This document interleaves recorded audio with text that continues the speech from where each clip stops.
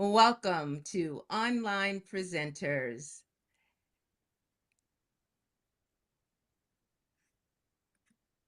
This meeting of the Online Presenters Toastmasters Club has now begun. Guests, please note that in order to be a member of this club, you must be a current or former active member of Toastmasters International, or completed at least 6 Toastmasters official speeches. And if you have substantial relevant presentation experience, we welcome you to apply for membership after demonstrating your abilities in a 2 to 3 minute speech delivered during one of our club meetings. All requests for membership are subject to approval by the members of our club. If you have not already done so, please change your panel to ensure it displays your name and role. Hover over your video, right-click, and select Rename to do so. If you have problems, post in the chat. Someone will help you. Also, please mute your microphone when you are not speaking. We have members and guests from many countries throughout the world. As a professional organization, we ask that you please be aware of language or word usage that may be considered offensive or otherwise insensitive due to cultural differences. Please note that we will be recording the meeting. Your video and audio contribution may be used for club marketing purposes. And now, please help me welcome our club president, Marianne Grady, to the virtual stage. Well, thank you, Dr. Sunny, and welcome everybody. I'm so happy to see everybody. Online presenters, our club mission is that we serve those who give online presentations professionally or aspire to do so. So whether that means webcast, live video, or internal company videos, you're in the right place. We are very excited about our meeting tonight, and we'll be doing a speech. I'll be doing a speech on moderating a panel. So if you've ever considered that level 5 elective on how to do it, I'm going to show you how. Now, we also have an upcoming webinar contest on September 16th, and there will be a final after that in October. So we welcome you, if you are interested, to reach out to David Carr, who you can see on this screen here. I will not be talking for a long time tonight because we have a lot to get to. So please let me introduce to you a first-time Toastmaster of the day, Elena. Put your hands together for her. Hi, everyone. Well, today I am Elena Sandoval from Venezuela. I live in Caracas. Today is my first experience as Toastmaster of the Day since I started in this community of Toastmaster International. I thought it would be a very good challenge for me to overcome all this pitfall about to be a host of this type of the meeting, online meeting. I hope I will learn a lot, and I'm going to gain more knowledge and your feedback to improve my powerful communication skills. So let's start this session talking about the topic of the day. That is, let's blog. I love this topic of the day, particularly because having a blog and sharing our ideas and insight using the wonderful tools of the internet is a unique opportunity to create networking, new friends, especially for those like me to love writing. It's a way to connect with others and leave our message encompassing a large number of people who share with us the same interest.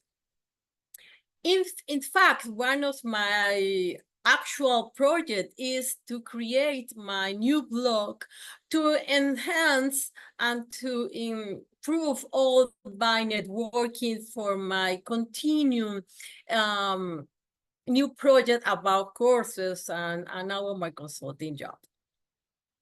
Because of that, I choose as the word of the day, the word empower. but what mean empower?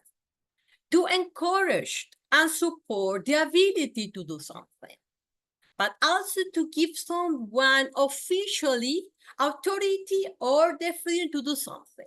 I thought that also means transferring leadership to others with the willingness or ability to do something. Because of that, today I will transfer the session leadership to many of our members to delight us with their function or speeches. First, let me provide you with a clear explanation of how the session is designed. This session comprises three main activities. The first are the prepared speeches. Today we will be enriched by two speeches presented by our skillful members, Kirthikka, Devi, and Marianne and Grady. Then we are going to have the impromptu speeches led by Graham Kearns. And finally, the third main activity in this session is the evaluation. During this phase, the evaluators give valuable feedback to help our participants enhance their ability and knowledge to be successful communicators. Apart from the main activities, there are further roles in this session responsible for delivering a report and constructive feedback to support all the participants in improving their capability as compelling speaker. The rules are the timer, performed today by Devi Kerr. Devi, please, could you give to the audience an explanation of your function?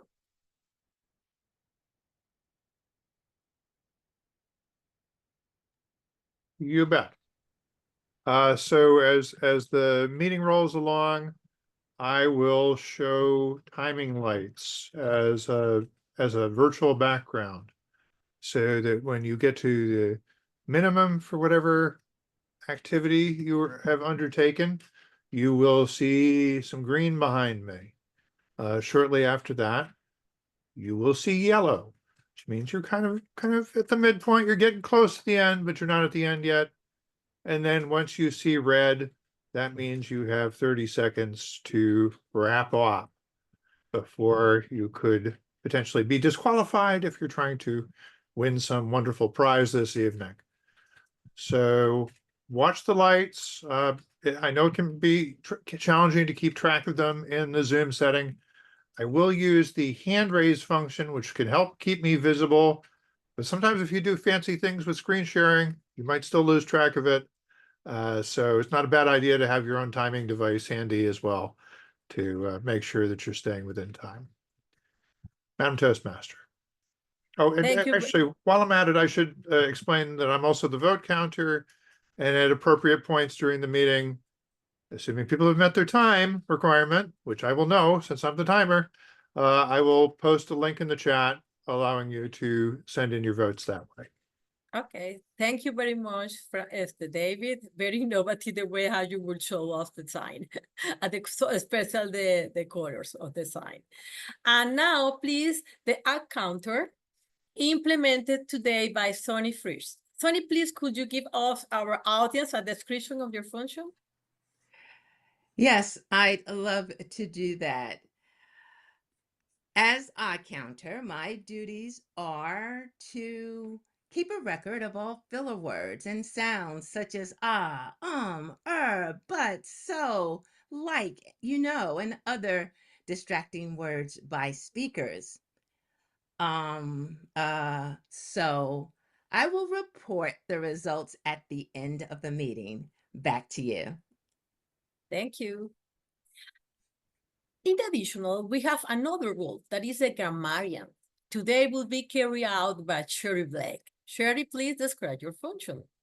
Hi, thank you so much for that. So my role is to help our members improve grammar and vocabulary usage by monitoring language and grammar usage. I will also commend good use of language by speakers and other meeting participants. Back to you. Thank you. Thank you, Cherry. Also, in this type of the online session, we have the watcher. Today will be performed by Sorja Bangala. Please, Sorja, could you explain your function? Thank you, Elena, Madam Toastmaster of the Day. What my role today is to focus on how we present ourselves, on a virtual screen. So as a watcher, I will be watching for everyone's demeanor, their presence on the screen, so that at the end of the meeting, I will be able to talk a bit more about what we can improve and what we did well tonight. Thank you, Sorja. Also, the rules is the chat monitor. This is a special for this type of the online session that is performed today by Andrew Byrne. Andrew, please, could you explain the function?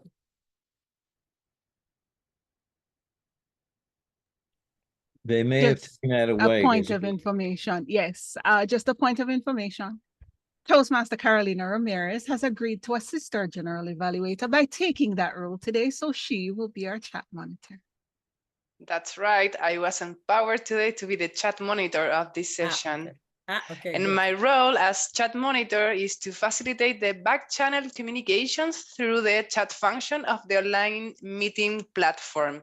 At the end of the meeting, I will highlight the most noteworthy items placed in the chat during the meeting.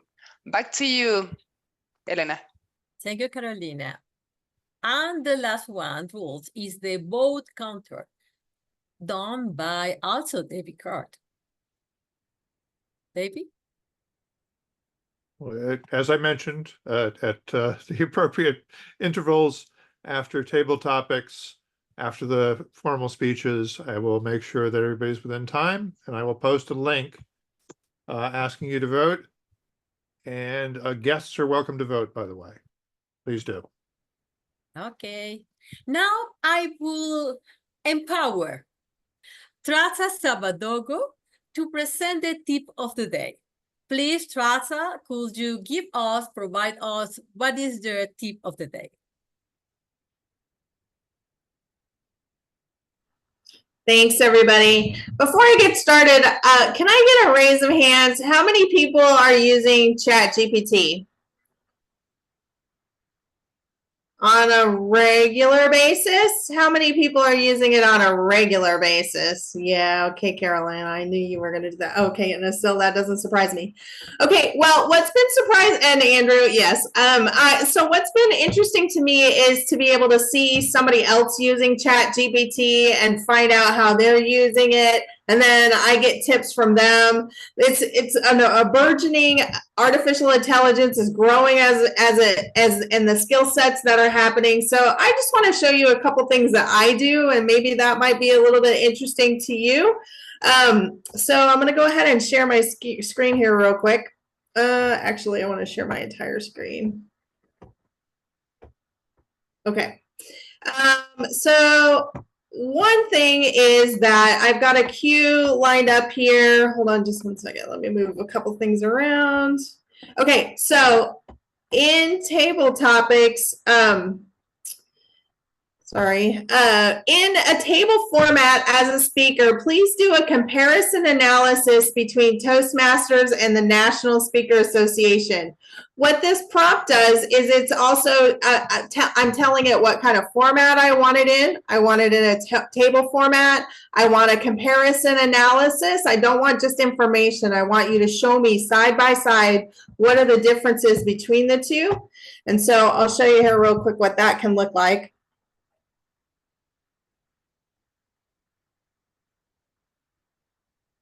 And it just starts building out the table. Here's the primary focus, here's the membership, here's the structure, and I can go on further and ask it questions like, what's the advantages and disadvantages between each one? Why would I want to join one versus the other one? And have a dialogue with it. I think ChatGPT is really good about drawing out some analysis that maybe I would ask my girlfriend for information, and this has been really helpful for me to be able to get some definite insights. So another option I have here, please summarize the key takeaways. I'm going to grab this article from the New York Times, and hold on just one second. So how to speak in public. I'm like, oh, I'm curious about that. Let me go ahead and just grab what I can out of it, and then I'm going to copy it. And then I'm asking it to summarize the article and provide it in bullet points.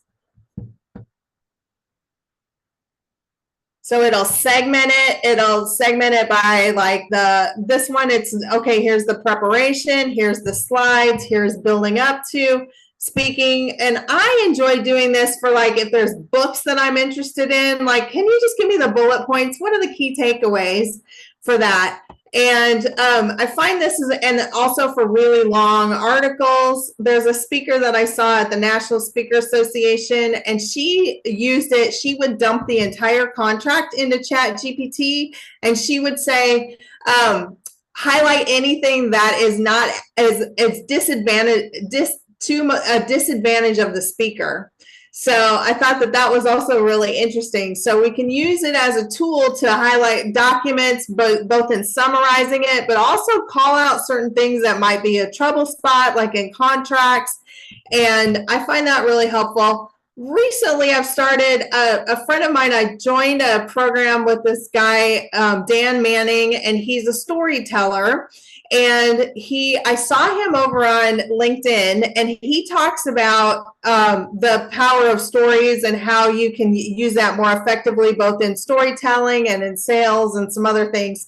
And what was interesting about that is that he started using ChatGPT to create images for him that look like book covers. And I was like, oh, that's very interesting. So I went to ChatGPT and I just pulled up a couple. Please create a best-selling book cover for a professional speaker named Teresa. Use high visibility as style. And this is what it came up with as the first option. But as you know, if you're using ChatGPT, you can kind of keep cycling through.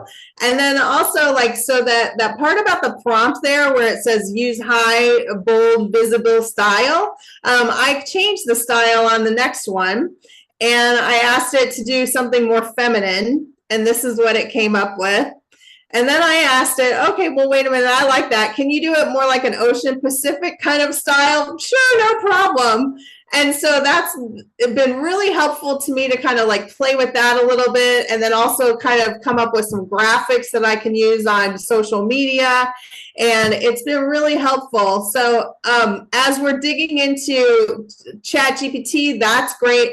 I don't know if anybody here has used Claude, but I just signed up for Claude and started using Claude. I don't have a prompt preloaded, but I actually really like Claude too. I use them in tandem. Claude doesn't have the graphics available. ChatGPT also has an audio available on the phone. So I talk to it like, you know, hey, listen, I need some support with that. And they're like, hey, I'm great. I'm happy to give you some support. What do you need? And have it talk back to me like an assistant. That's great. But Claude, I found, is great for writing articles. It provides more substantial things, and it is kind of like using more of a like a master's level approach, whereas ChatGPT, you have to train it a little bit to be able to get it to have a higher output on that. But Claude, I didn't really have to train it at all. The output on Claude was definitely at an elevated state right away. So I just wanted to share that. Is anybody else doing anything really interesting with ChatGPT? Can we do a little show and tell here real quick? Andrew, how do you like to use ChatGPT?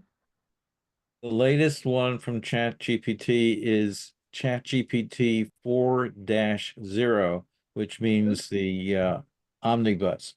And that means it covers text, audio, visual. It does all of the things. Before, if you wanted to use visual, like, you know, create a painting or something like that, you'd have to use Dahlia. But now ChatGPT 4-0 does the audio stuff, it does the painting stuff, it does mathematics. does all of those things. So I've been doing it with that, and it's good. And I put in the chat an example when all the stuff was coming out with Project 2025, the 900-page document. I put it into ChatGPT and I said, please summarize the 31 chapters, and it did a fantastic job. And I got a real sense of what was in there without having to spend time to read a 900-page tome. Yeah, that's great. Thank you very much. Anybody else? I can't really see, so feel free to speak up if you want to.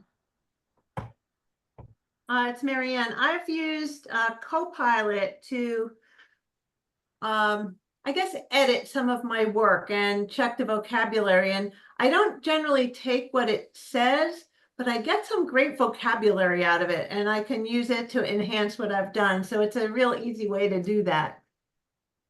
So it's more like an editing tool for me. I like that too. I also will use ChatGPT and I'll say edit it in the style of a New York Times editor. So that's been really helpful because I want the best that I can get, right? So that's been fun. Anybody else?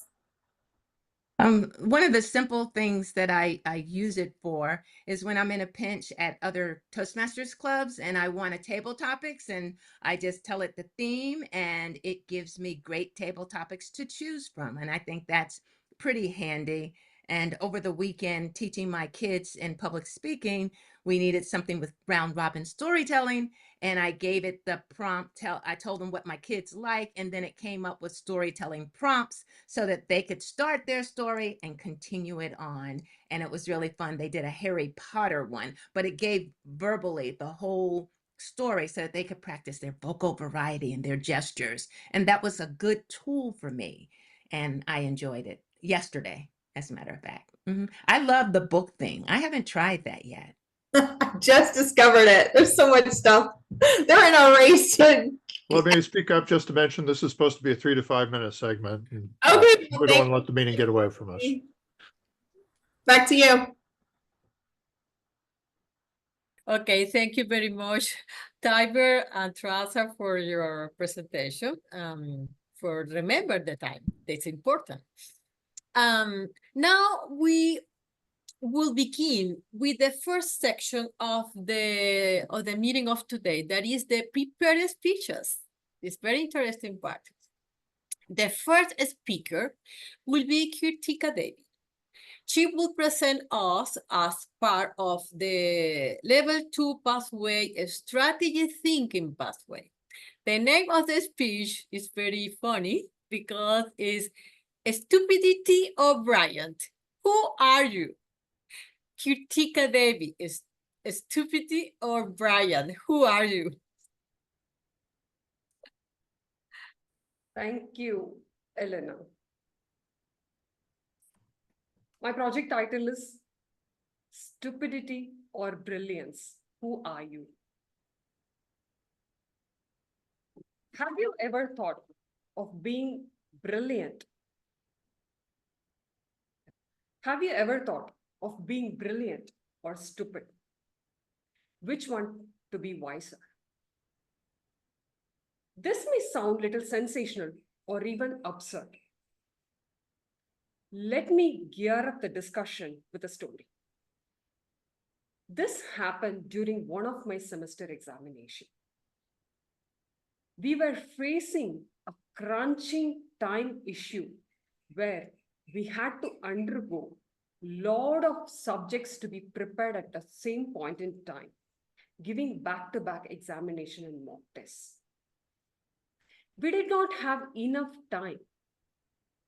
We were put in a situation that we have to associate with a lot of new concepts, complex things associating with the knowledge that we gather. What are we supposed to do at this point in time? We were little skeptical, like how to deal with the situation. Because there were rigorous back-to-back mock tests which were happening before the actual semester examination, we did not have enough time to get prepared ourselves as well. It happened that there was a situation that we need to face a examination on an engineering subject as well as a management paper on the same day. It seemed to be like a kind of only problem in front of me than dealing with a solution or to understand the problem exactly, like how to deal with the solution. It's because of the time crunch. We had just few hours before the examination. It was not only me, the whole batch was put into or to encounter such an aggression. Now, it's 2:30 a.m. in the morning. I just went to sleep, completing my management studies coursework and revising it. There was a sudden banging sound right in front of my room in the hostel. There were a lot of people moving around here and there. It was a quite surprising thing to happen early in the morning, just 7 hours before the examination. We noticed that there were not only students, but a lot of other new strange things were there inside the hostel. One of the person who was staying in the hostel shouted, "See there, it's a ghost." And the other person started to add more stories to it, like, "See the ghost, it's moving to the study hall and it's moving out of the study hall." All this happened past few minutes that I heard the banging sound. This is exactly 6 hours before the examination. Now, the situation got intense. Nobody were able to concentrate on our studies or to focus what needs to be done next. We did not have enough rest. We were in a complete chaos. Something suddenly struck me. The environment deceived us to be unstable. Yes, that's true. But the concept that I read in one of the management class obviously made me to stay on ground. It's forward thinking. Stay focused or invested in the future, thinking about the present and locking yourself to gear up, managing the future. It's the most important or a significant concept in management theory. How do you lead yourself in chaos? How do you handle challenge? And how do you make yourself the most out of a time crunching situation? Foremost goal here is to reprioritize my time. Never waste a good crisis. This just reposted on the wall of my thoughts. The banging and barming enlightened me about the remaining preparation time. I just have quite less time to prepare myself. Hell, a lot of syllabus before in front of me. Now I understand there is no time for me to innovate on the preparation. Now, one more management concept struck my mind. It's backward thinking strategy. It is sometimes called as subtractive avoidance or inversion. What problems can you solve at that point in time? What can you avoid? Now I get the hint that I'm standing in a marathon and not a sprint anymore. Here, there is no more time for me to innovate anything, though there is time for me to tackle the situation using the known concept that I learned. Refreshing the new principles of quantitative analysis, microscoping the calibrations to be done withheld the qualitative analysis. Now I am in the mood to implement quality management over instrumentation engineering. Thus, I avoided stupidity than being brilliant. Inversion helps you to understand the situation, focusing more understanding the problem as well. By forcing you to work necessary to have an opinion makes you to consider different perspectives. Avoiding stupidity is easier than brilliant. I just remember the quotes that is being quoted by Charlie Munger, the business partner of Warren Buffett, who states, all I want to know is where I'm going to die. So I'll never go there. But this is not going to be true always.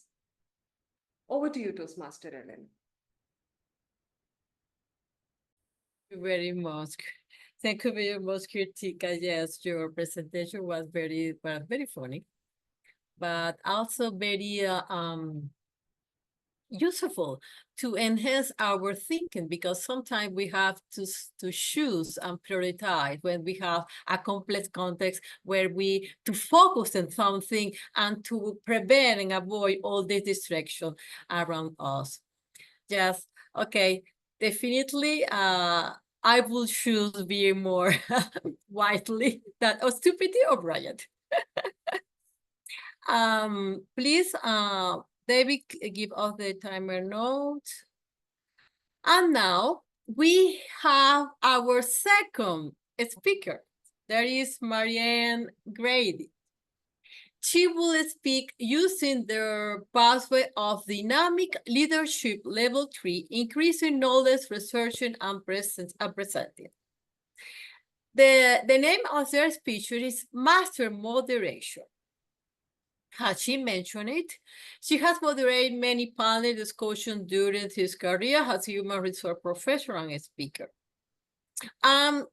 She encouraged us to contact her when we need to moderate a panel, or if you wish to moderate at the conference.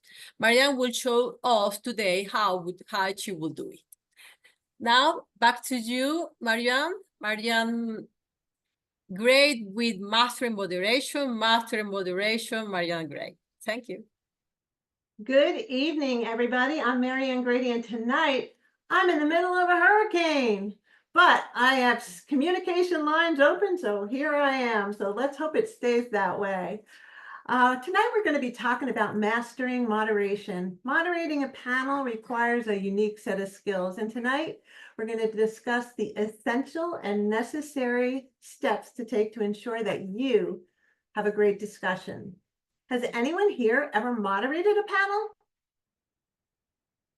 Yes, okay, I see a few of you have. That's great.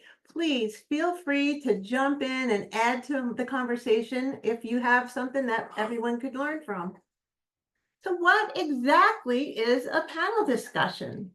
Now, here's a definition I found online. Actually, I used Copilot for this, Teresa. A panel discussion is a format used at conventions, conferences, and meetings where a group of subject matter experts engage in conversation in front of an audience. Each panelist shares differing opinions on the topic, creating thought-provoking and well-rounded discussion. I like this one. First and foremost, though, you must understand that the panel discussion is not an opportunity for you to show your skills. The primary purpose is for you to provide value to the audience. Just how do you do that? You make sure that every one of your panelists has enough time to express their opinions. And this way, the audience can inform their thinking on this particular topic. Now, I have another definition for you. What's the role of the moderator? The moderator leads the discussion by presenting questions to the panelists, ensuring it stays on track. The goal is to provide value to the audience by fostering collaboration and offering new perspectives. If someone hires you to be a moderator, it's likely that they will give you the topic. If you're setting it up on your own, it's up to you to select an engaging topic that will be of value to your audience. Now, I think this is an okay definition. I don't love it, but I have my own definition and I wanted to share that with you. I think it's more like the ringmaster at a three-ring circus, because you have to set the tone. You're in charge of the venue, the timing, the panelists, the audience, the questions, the AV. You have a lot of plates spinning in your circus, and you have to keep your eye on all of them. So big picture, there's two types of panels, in person, as pictured here, and online. So for in person, It's my favorite. And in this particular session, I wasn't behind a podium and I loved it because it was very freeing. I could walk around and interact with the audience members. But you have to remember, if it's a larger room and people might have trouble seeing you from the back, you might need a platform or a stage that to be elevated on, and then the podium seems like the best option. So you have to make that call. When you're in person, you have to make sure that each person has a microphone and can be heard all the way in the back of the room. And the AV setup needs to be confirmed in advance of your meeting. And I tell you that because one time I did not do that. And when I got to the venue, I was very surprised to learn that they had 2 microphones, one for me and one for all the panelists, and no panel table. So it was a huge scramble. So that created a lot of stress as we began our time together. And I recommend that you do that confirmation. Now I'm finding that a lot of groups like to do their things online. And here's an example of one where I participated as a panel, and it was a Toastmaster panel discussion on ethical leadership.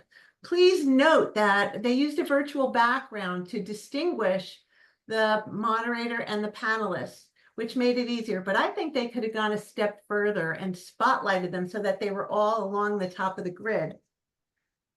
It's also a good idea when you do this to have a chat monitor, because it's very hard to be looking at the chat, keeping track of your panelists and the audience. So the chat monitor can feed questions to you that are valuable. So please do that so you can focus on the right people.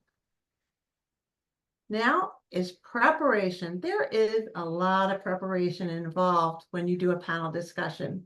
First, you talk to your event planner. And when you do this, you ask them, what do they want from this event? So you two are on the same page. You also ask how much time you have.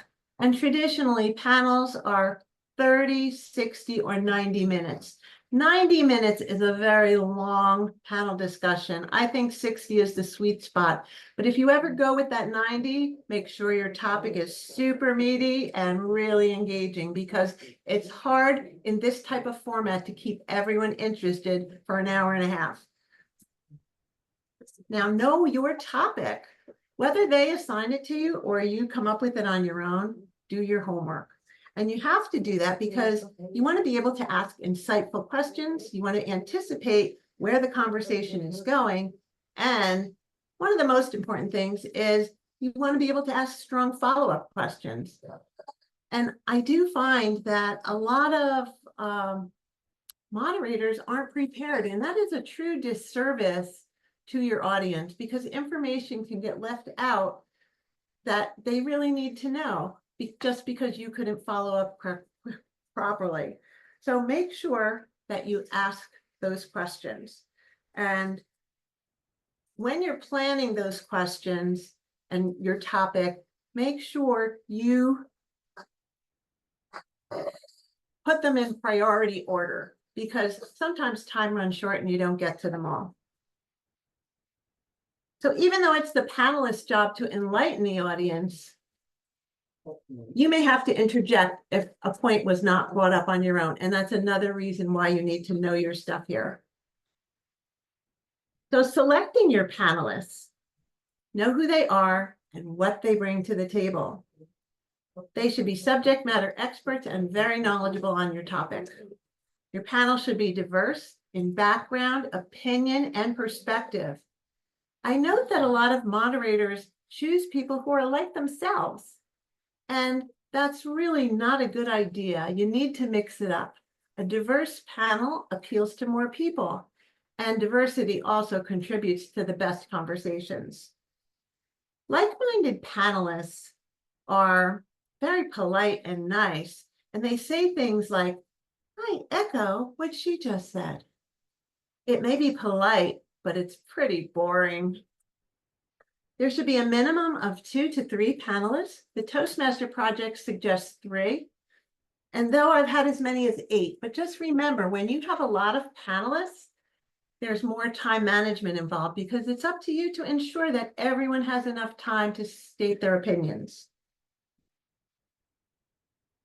Now, an opening statement.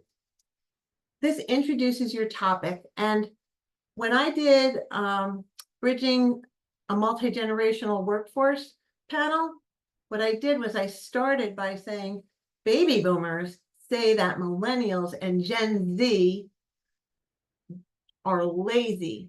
They don't like to do the work, but they want the reward. They want a promotion. They want a raise. And then the millennials and the Gen Zers said, the baby boomers, they're stuck in their ways. They don't want to try new technology. What's an employer to do?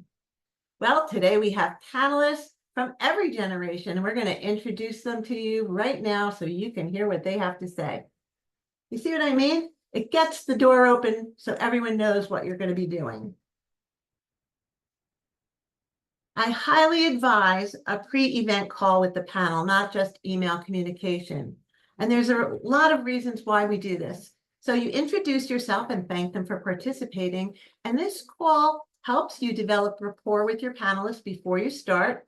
And it helps the panelists develop rapport with one another. But the real secret sauce here is that it gives you intel on how they communicate. So, oh, so-and-so speaks really slowly. Somebody's super fast. Somebody's really opinionated. And when you start to gather this intel from this conversation, you take notes so that when you're planning your questions out, you can go with the flow here. And it makes for better flow when you know who you're dealing with. Introduce the panel members to one another. And when you do this, make sure you let everyone know why that person was selected for the panel. Go over logistics. So if it's in person, give them a GPS, an arrival time, a GPS address and an arrival time. Make sure they know what the room setup will be and where they should park.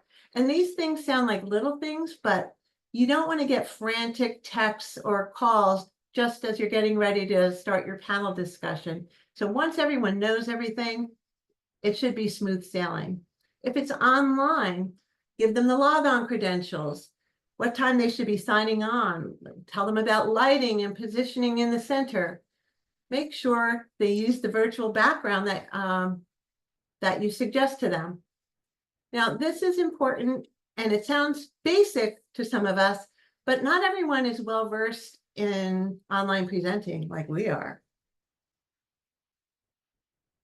Finally, oh, excuse me, not finally, share the topics that you cover and the questions too. You do not want your people to be blindsided by any of your questions. And you may go off script and ask something that's not in your list with an improvised question, but that's okay. But we don't want them to look bad. We want them to be prepared for everything. And a well-informed panel leads to a successful event. Give your rules of engagement. I love rules of engagement. So you tell them your answer should be 1 to 2 minutes, approximately, give or take. You can be flexible a little bit. And let me see, I lost my place, sorry.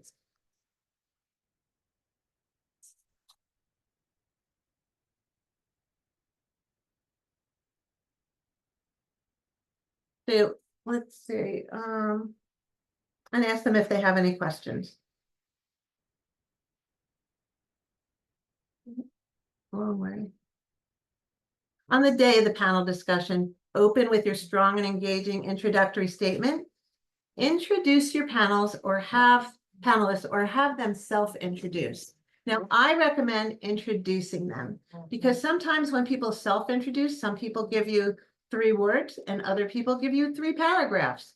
So in the name of consistency, I encourage you to do the introductions and you say who they are, what they do, and why they've been selected to be on your panel.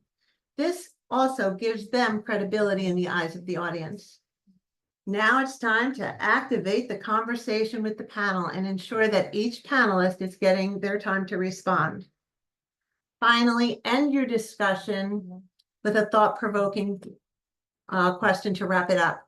And with that multi-generational workforce panel, we said something to the effect of, well, we didn't solve all the problems or issues of the multi-generational workplace, but we did learn a lot of things that motivate each generation and some ways we can leverage the strengths that each brings to the table. Thank you all for coming today. Now, this next slide is something that I hope really doesn't happen to you on the day of your panel discussion, but it often does. That you need to manage disagreements. Now, disagreements require a bit of finesse from the moderator. You need to keep things on track while you're maintaining good nature and being professional. Not easy. So take a breath, use active listening, and say things like, let me make sure I understand what you correctly. Are you saying? And then repeat what you think they said. Be rational and not emotional, and then you will be professional. Avoid proving yourself. Acknowledge agreement with part of their perspective if it's possible, then express your differing point of view. Evaluate the importance of the argument. There's an old expression, choose your battles. And there's another great expression that could apply here. Sometimes silence is golden. So if this isn't adding value, just stay mum. Always go back to the objective of the panel. And if your remarks don't align with that objective, then shh. Think value for your audience. Many times it's just not worth it. Arguing will not enhance the experience or the knowledge of your audience. Watch your timing, because if there is a disagreement, you can revisit it at the end if there's time. So it's a way to put it off and buy yourself a little thinking time along the way. Now, we're going to talk about audience interaction. It's always good to make the audience feel like they're part of the conversation. Marianne, we have a question from the audience. What do you mean by avoiding proving yourself on your past slide? Can we take it at the end? Okay, we can. It's just out of place right here. So just yeah. Never mind. So it's always good to make the audience feel like they're part of the conversation. Ways you can do this: gather questions in advance. You can do this by, on your registration form, leaving a place for questions. Send an email out to them and encourage them to send it back to you with questions. Or when they sign in, you can have them do that. Use technology to run a poll. There's a lot of apps that do this.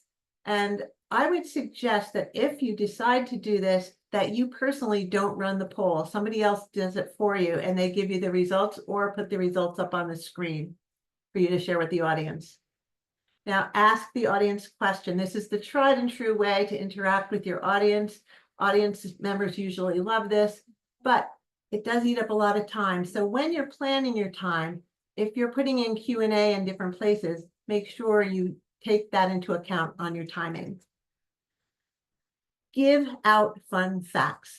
So when I did this generational panel, what I did was I started talking about some of the events and influences that impacted each generation and helped make them the way they were. But then I had asked some questions to the panel in advance of being there.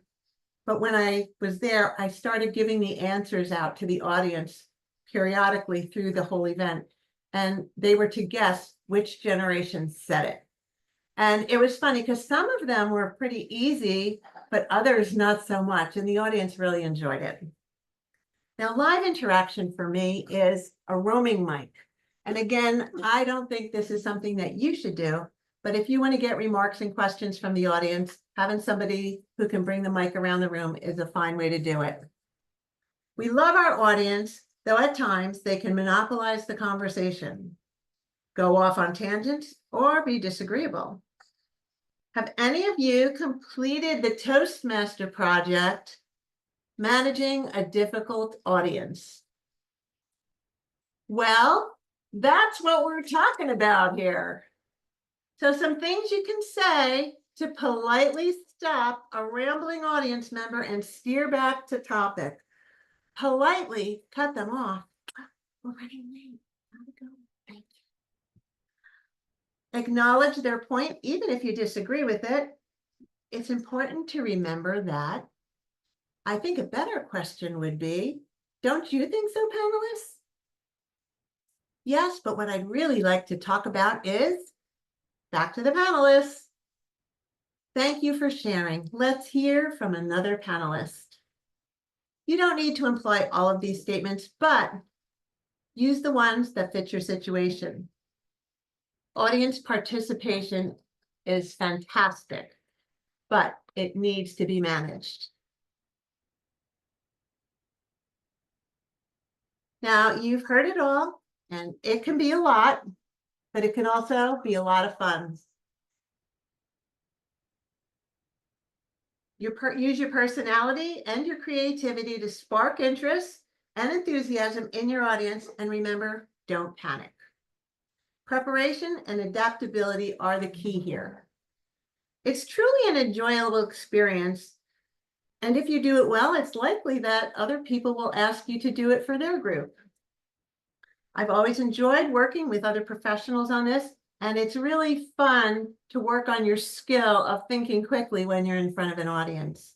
Now, after this presentation, I hope that you can do it too. Do we have any questions? Sorry, Marianne, I preempted you earlier. But there was one question from Carolina. What do you mean by avoiding proving yourself? And there are other comments. Let's start with that question first. Well, sometimes when somebody is saying something that we disagree with, we want to be right. And we push a little harder to make sure that they understand us. But that is generally not the forum for that type of a conversation. So I do not think it's a good idea to try and prove yourself right, because in that process, you're making one of your panelists or audience members feel like they're wrong. And we don't want people to feel bad at our event. The next, one of the comments was about agreement with you, Marianne, that introduction should be made by the moderator because that helps in moving the conversation along. There was also agreement that it is wise to choose the panelists carefully and to keep the panelists of diverse experiences. And that was, I think, okay, there was another one here. As a moderator, what if you hear an outright lie or false info? How do you handle that? Well, I don't think that's ever happened to me because these are subject matter experts that you're talking about. So you can disagree with them and you can just say, I see it differently. This is how I see it. I don't think you have to call them a liar, but just to let them know an alternate point of view. One more question, and I summarized the earlier comments. One more question. What does the preliminary conversation sound like? What questions do you ask? How do you tee it up? Preliminary questions? What do you mean for? Preparing before the day before, you would have a pre-event conversation to understand. I think that's what the question is coming from.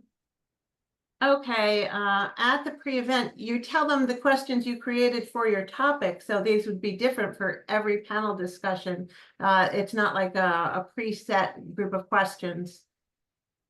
Okay, depends on the topic and depends on the agenda for the day. That's it. I have summarized all the questions for you, Marianne. Well, and I just wanted to point out that if you look closely in this picture, Surya is one of my panelists there. She's second from the right on the panel.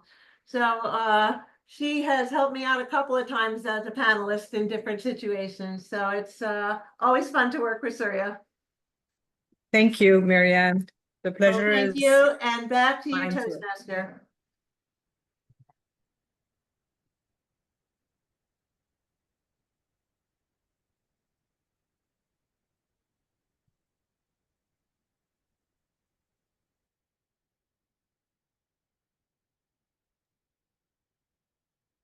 Thank you, Marianne. To finish? Okay, sorry. Thank you, Marianne, very much for your speech. The content was very useful. I think we have been moderator in many other situations. The tips that you give off today that I prefer, it was about the diversity of the panelists, because definitely if we want to maximize the insight in the discussion, in the table, this diversification of the ideas and the perception of each one will be useful, will be valuable. Well, now let me pass to another part of the section. Now, we finished with all moderator, yes. And now I will give the microphone to our vice president of the membership to see if we have some part of the prospective members feature or some introduction for new members. Not at this time, we can move on in a point of order to our table topic. Okay, good. Okay, then let's continue with our meeting. And this part of the section also is very interesting because it's the topic master led by Graham Kearns to our impromptu speeches. Please, Graham, take the empower yourself and start this part of the session. Thank you, Madam Toastmaster. We're running behind, obviously, and I actually there are 1, 2, 3, 4, 5, 6 people who either don't have a role or only a relatively minor non-speaking role tonight. So I'm going to make an executive decision and reduce the table topics to 1 minute each. So, Mr. Timekeeper, can I please have lights at 40 seconds, 50 seconds, and 60 seconds? So you have a 60-second lightning round of table topics, and the first of them is going to go to Carolina. And Carolina, for you, your question is, what was your worst car? So for 1 minute, Carolina, what was your worst car? My worst car or card? Car, right? My worst car, it was my first car.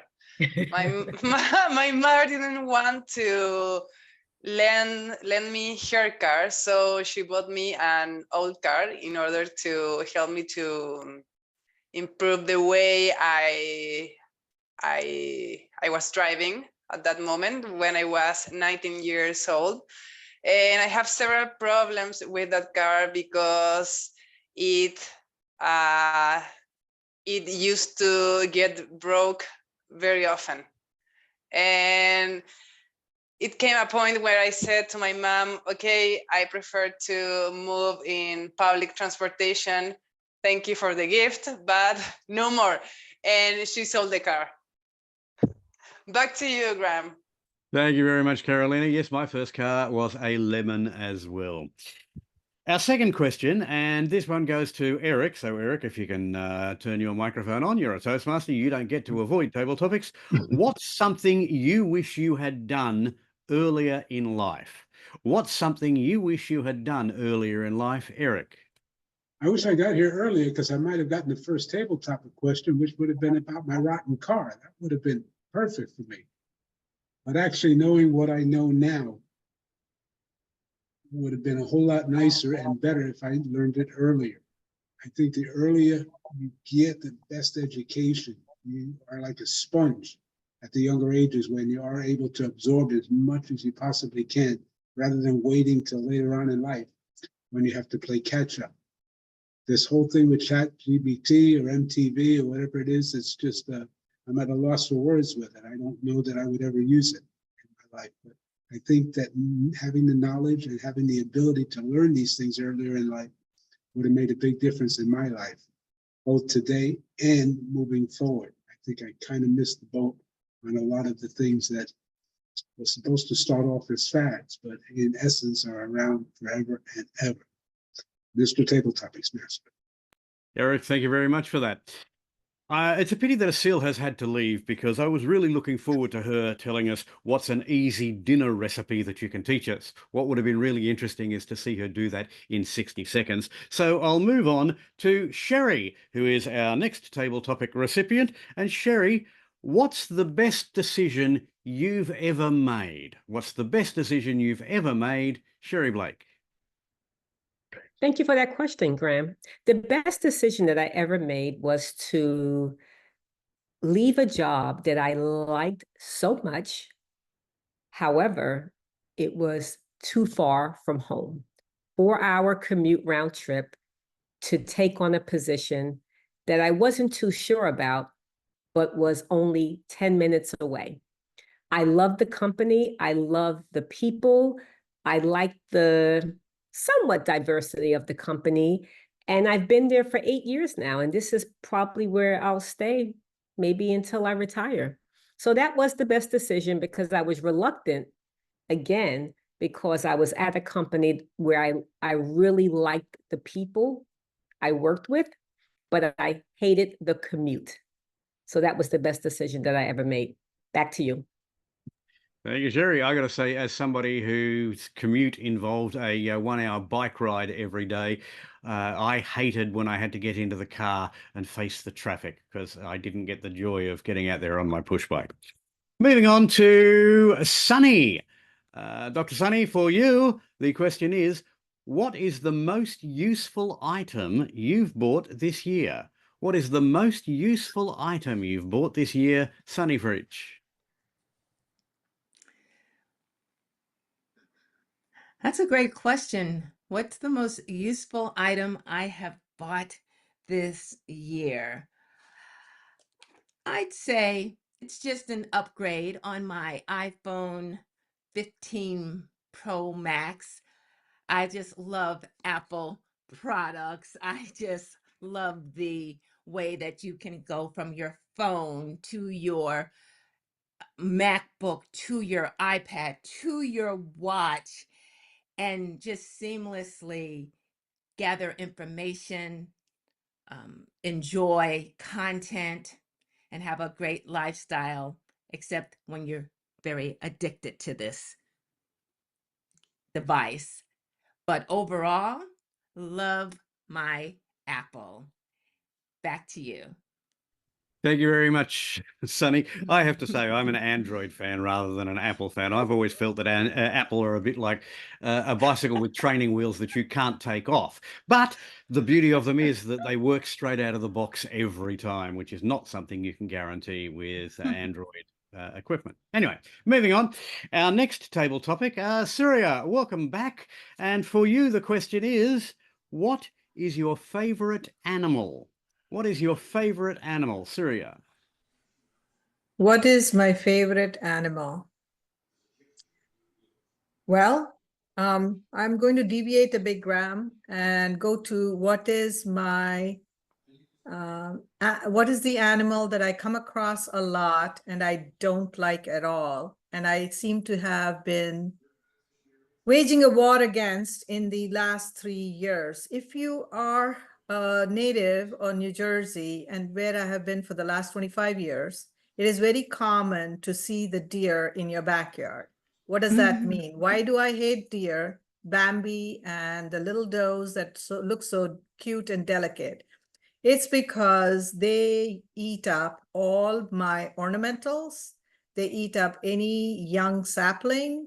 And so every evening, while I enjoy the sight of them welcoming me in the driveway, almost a dozen of them, babies and all, but at the same time, when I go to my garden looking for flowers, looking for things that I have nurtured and protected through the winter, through the spring, and in the summer, despite the deer in my backyard. So there you go, Graham. You know my utmost secret, which is I hate deer. Oh dear. I'm sorry. Oh dear. Thank you very much, Surya. There's only one other person who hasn't had a major speaking role tonight, and that's David. So David, your question is, what is your favorite true story that you enjoy sharing with others. So what's your favorite true story that you enjoy sharing with others? David.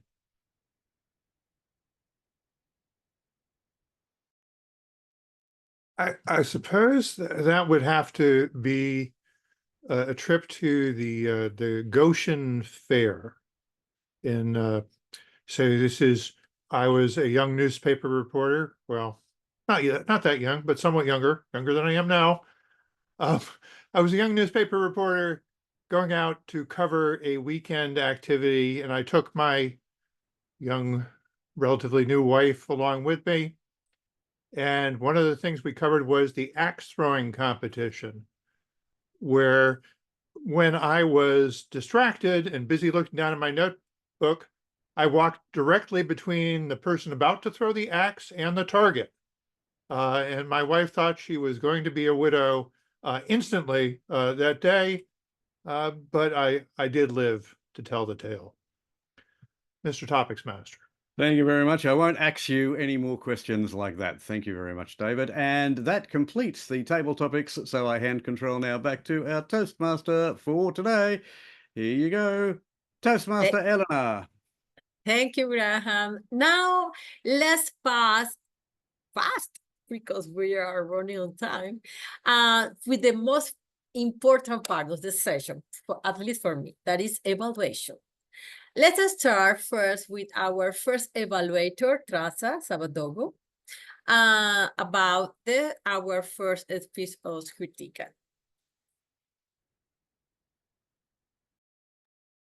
Kirthikka, thank you so much for your speech. It was lovely to see you present today. I enjoy the fact that you're experimenting with some different styles. And I noticed in this speech, there was this tension that was really powerful. And especially at the piece where you got woke up in the middle of the night, I kept waiting. Is this turning into like a mystery? And that mystery seemed unresolved. So I was kind of like hanging on, waiting for the rest of that story to wrap up. And so keep in mind where your audience's mind is going to go too. I was distracted by that, waiting for the rest of that piece to come together, and it never did. And then also I was thinking about your title, and I was like, how does this title tie in with the whole piece? And I don't think you did a great job weaving that in. So I would have loved to have seen, like, who are you? I'm the person who keeps going. Who are you? You know, so it left my mind wandering in a lot of different areas. But I love that you also brought up some terms from the things that you're learning in school. I thought that was really effective. And one of the things that I thought would make it even stronger would be to use a slide so that I could read the slide. I think I've mentioned this before. Some of these terms, they're unusual and they're brain intensive, and it takes a lot of energy to kind of think and pay attention to them. And so that's where you start losing the audience. If they can't read it and catch up with you very quickly, that can be a distraction. And so keep in mind where you might be losing your audience in different ways. I think there's a great skill that you're developing, but I noticed my mind wandering a lot for a lot of different reasons that are easily fixable. And so I encourage you to keep going, and I can't wait to see you apply some of these techniques for your next speech. Thank you so much, Kirthikka. Back to you, Madam Toastmaster. Thank you very much, Trasa. Now let's pass the microphone to our second evaluator, Johnny. Please go back to your evaluation. Thank you, our Toastmaster of the day. Distinguished Toastmaster, Marianne Grady. It's evident that you're not distinguished Toastmaster yet. Well, you know what? I'm speaking it into being, and it's evident that you have done a lot of research as it relates to your presenting. You came not just with figures, but with facts. After all, millennials believe pictures or it didn't happen. I mean, a mouth was made to speak so people can say anything. You could say you've moderated a panel in person. You can say you moderated a panel online, but having the pictures backed up the fact that you were just speaking theoretically, but you were speaking practically as well. I like the use of your PowerPoint. Now, when it comes to a lot of information, it does help to have basic points that will give you the chance to review it while you go along. I like the information that you presented. It will assist someone who has never done a panel discussion before, and it also assists those who have. For example, I love the fact that you said, have you ever done a difficult audience project? That states that this applies to Toastmasters, and a good way to prepare for this part of that project is first to do that project. And as a Vice President of Education, I can tell you, I always appreciate giving homework, because that's not one, but 2 speeches that I expect from anybody that will be doing that presentation. Overall, how do I suggest that you make it better? Well, first and foremost, I had no idea what you're presenting. So if you lose your way, you don't need to tell me. I don't know what you are going to say. So anything you say is what you were going to say, as far as I can perceive and I can tell. Whenever you slip up, empower yourself. Make it a part of the dance. That would be my suggestion on how you go about improving your project. The interruptions, I could see that you had a plan laid out and you were headed, but if it's one thing online presenters and life and critical speech has taught me for today, it's about crisis, right? Critical. I love the phrase that she used, and I think it would aptly fit. Whenever things go wrong, use them to be a part of your speech so that people don't really realize, oh, it wasn't supposed to be that way. Overall, though, great information. I love the fact that you came with practical examples. I personally don't agree. I prefer when the panelists have just one mic. That way we can only have one opinion at a time, and that prevents an argument. I mean, after all, if you don't have the mic, it's not your turn to talk. But it was some good suggestions. Look forward to utilizing it in the future. Back to you. Or, well, it should be general evaluator, but I believe I took the lectern from the Toastmaster of the day, so I return to our Toastmaster of the day. Thank you very much, Johnny. And now I will empower to our general evaluator to finish this special part of the section, that is general evaluation. Andy, back to you. Thank you very much, Elena. The other parts that the general evaluator does is they call up the individual functionaries to hear their reports. So I'll start with the timer.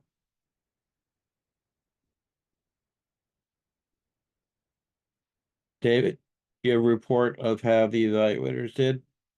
Both evaluators were within their time limit, yes. And so were the table topics. By the way, I was late posting the link to vote for table topics. Please vote for table topics. Please vote for the speakers. Please vote for everybody.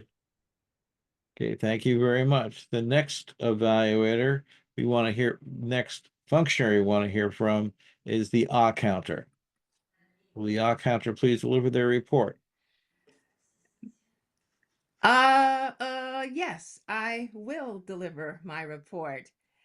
In terms of filler sounds, Elena had 5 uhs, Andrew had 3 uhs, a so and an and, Carolina 1 and a double clutch I, and you had a few ands. David, you had 5 uhs, a so, a but, and. Kirthikka, just 1 and 1 but. Graham, you had 5 so's within that table topics time. Marianne, you were in the double digits with your so's, your buts, and your ands, but you had quite a speech to deliver. It was more than 5 to 7 minutes. I'm sure I had a couple of so's, ands. Sherry had 2 so's. Syria had 5 uhs, and Teresa, you had double digits in the uhs, ums, buts, and so's. But so what? And Joni had 2 so's and 2 buts. And sometimes those filler words are like potholes. Once you know where they are, you avoid them. So if you get to a filler word that's at the beginning of your sentence, pause. In the middle, pause. And even at the end of the sentence, pause. When you pause, your brain can probably catch up. Back to you. Thank you very much. Grammarian, Sherry. Thank you, Andrew. So I captured some good use of language or phrases that I liked, and also some not so good use of language. So with Kirthikka, I like, when you use the phrase forward thinking, backward thinking. Marianne, I like the subject matter expert, and I really loved in the name of consistency. I like that phrase. Elena, you said tips you give of today when you should have maybe said tips you give today. And you also said VP of the membership when it's VP of membership. Carolina, you said your car get broke when it should have been the car used to break down. And David, you just, probably added this word. Obviously, you did an error, but you said where when I was distracted, when you probably meant to say during the time I was distracted. And I liked where you said, Sarah, I like where you said waging a war, and you were referring to against deer. I'm also from New Jersey too, so I agree with you on that. And that's it. Back to you, Andrew. The next functionary we call up to the stage and empower Surya to tell us what she saw as the watcher. Thank you, General Evaluator Andrew. It was my pleasure tonight to serve as your watcher, empowering our speakers and evaluators about their web presence and how we project our personality across the screen. What we did excellent today was everyone tonight used their background. They were centered in the squares. And what I was amazed by is how Sunny is projecting out of a small window with online presenters as her background. That was amazing to me because I don't know how to do that yet. I would love to learn one day. The other thing I was enamored by was the way Marianne had the entire webinar slides in her background. So that's another technique I would like to learn. Now, by having our video feed on, we know this is the best way to inspire and engage not only the speakers, but the evaluators and audiences. So I was truly enjoyed that piece of it. What I would encourage everyone to be aware of is during the period of an hour or 2 hours that we are on, sometimes unintentionally, we have some gestures. We want to perhaps make them more purposeful. Few of us like to put our hand on our chin in a very thoughtful manner. Let's be purposeful about it. If you want to do so, nothing wrong with it. Few of us are, especially women, I have noticed, are in the habit of tilting their head. That is another tick. And if you want to do that, nothing wrong with it, but let's be purposeful about it. And maybe some of us were tugging at our audio equipment to make sure the sound was right. So those are few suggestions. Embrace them if you will. But I truly enjoyed being your watcher tonight and look forward to, hopefully this was helpful. By the way, I love the online presenters background, and there were many who had it and others who didn't. So again, let's be purposeful about it. Either way is fine. Back to you, Graham.